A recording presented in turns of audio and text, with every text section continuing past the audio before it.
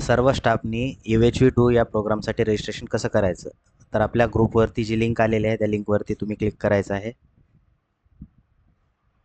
Click केल्यानंतर अशा प्रकारचा इंटरफेस तुमच्यासमोर ओपन होईल. यामध्ये तुमचं सर्टिफिकेट जे आहे त्या सर्टिफिकेटचा नंबर तुम्हाला टाकायचा आहे. तर तुमचं UHV1चं सर्टिफिकेट जे आहे हे ओपन केल्यावर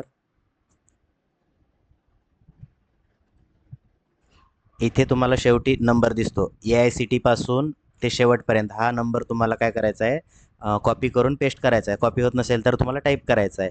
ठीक आहे. आता या ठिकाणी हा नंबर आपण काय करूया,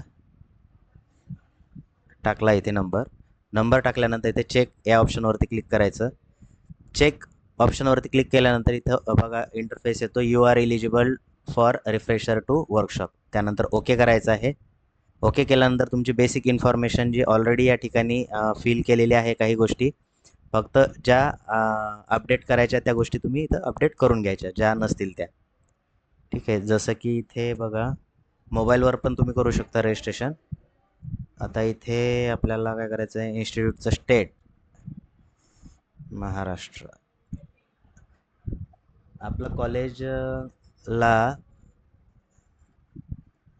जी युनिव्हर्सिटी आहे, युनिव्हर्सिटीमध्ये आपल्याला काय करायचं आहे, तर जी आपली अमरावती विद्यापीठ आहे ते अमरावती टाकायचं आहे तुम्ही.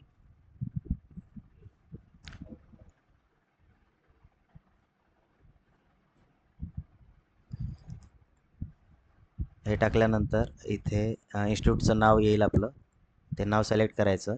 सिलेक्ट केल्यानंतर बाकी सिटी वगैरे तुम्ही टाकू शकता. बाकी बेसिक इन्फॉर्मेशन जी आहे ती भरून घ्या. जेंडर, डेजिग्नेशन, त्यानंतर AICTचा नंबर जो आहे तो बाय डिफॉल्ट येऊन जाईल आपला. फॅकल्टी ID जे आहे तर त्या ठिकाणी येस करायचं. Whether you are having faculty ID त्याला येस करा. आणि बाकी इकडे इन्फॉर्मेशन फिल करून घ्या. तुमचा mobile number, Aadhaar number, teaching experience तुमचा जो असेल तो, आणि कॅन्डिडेट्स रेसिडेन्शियल ॲड्रेस.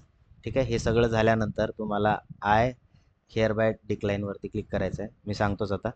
हे सर्व इन्फॉर्मेशन फिल केल्यानंतर आय हेअर बाय डिक्लेअरवरती क्लिक करा. इथे तुमचं सर्टिफिकेट जे आहे हे जनरेट होईल. या ठिकाणी तुम्ही तुमची इन्फॉर्मेशन करेक्ट आहे की नाही ते चेक करा.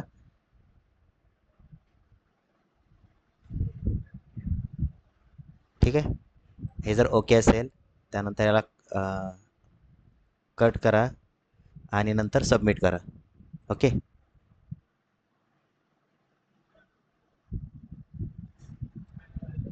या ठिकाणी सबमिटवरती क्लिक करा. त्यानंतर सबमिट केल्यानंतर इथे thank you for registering with us असं मेसेज येईल. तुमचं रजिस्ट्रेशन डन झालेलं असेल. ठीक आहे. थँक्यू.